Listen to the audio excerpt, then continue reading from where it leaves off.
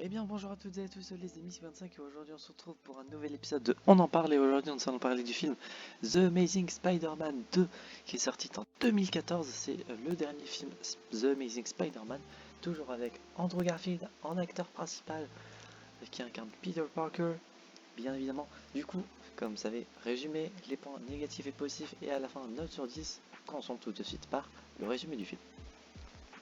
La vie se déroule bien pour le début du film avec Peter et Gwen Stacy et également un autre personnage du nom de Max Dillon qui par la suite va devenir Electro que vous voyez ici présent.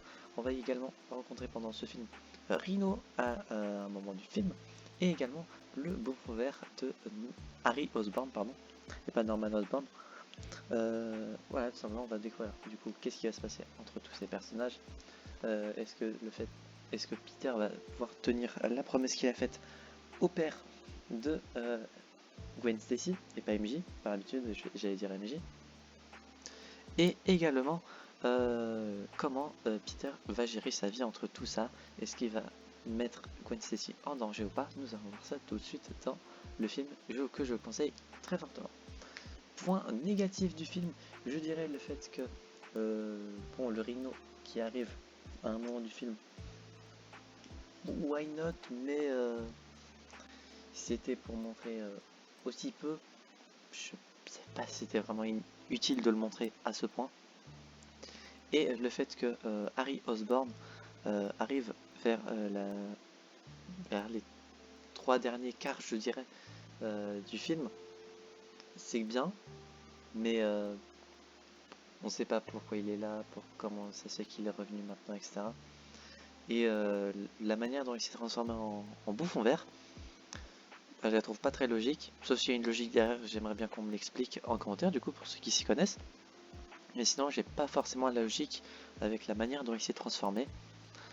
Et la chose qui arrive également à Gwen Stacy que je n'oublierai pas parce que c'est une scène que je n'aime pas malheureusement.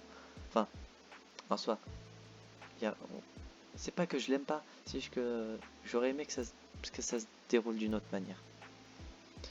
Du coup, en point positif, du coup au contraire, du coup Electro qui est, je trouve, non du coup la couleur bleue également d'Electro qui est un peu bizarre, en jaune ça serait mieux. Tout le fait que dans No Way Home il est jaune en plus, et dans les comics aussi. Du coup, Electro qui est bien joué je trouve, sur une histoire également qui est tragique en soi, le pauvre. Sinon, Peter qui continue de bien jouer, etc. Tante May bien sûr, et aussi qui fait bien le personnage, Gwen Stacy, etc., etc. Donc au niveau positif, la musique aussi qui est sympa, également j'avais oublié de le préciser. En note sur 10 pour cet épisode, on en parle, je vais aller sur un petit 9. Malheureusement les quelques points négatifs que j'ai cités précédemment baissent un peu la note, mais 9 ça reste 0,5 points de plus que le premier film. Donc c'est... Du coup bah c'est bien, j'ai rien d'autre, j'ai pas forcément quelque chose de spécial à dire. Mais du coup voilà, j'espère que cet épisode de On en parle vous plus. Du coup je vous conseille le film bien évidemment. Soyez prêts, en tout cas il se passe pas mal de choses dans le film. J'espère du coup que cet épisode de On en parle vous aura plu. Si c'est le cas, n'hésitez pas à vous abonner, à mettre un petit pouce bleu. Et à me rejoindre sur le serveur Discord qui est en description. Également petite information, soit aujourd'hui, ce soir, soit demain, vous aurez l'épisode dont on parle sur Spider-Man No Way Home. Ça dépendra du coup de quand est-ce que je reviens chez moi et si j'ai le temps de faire l'épisode. Voilà.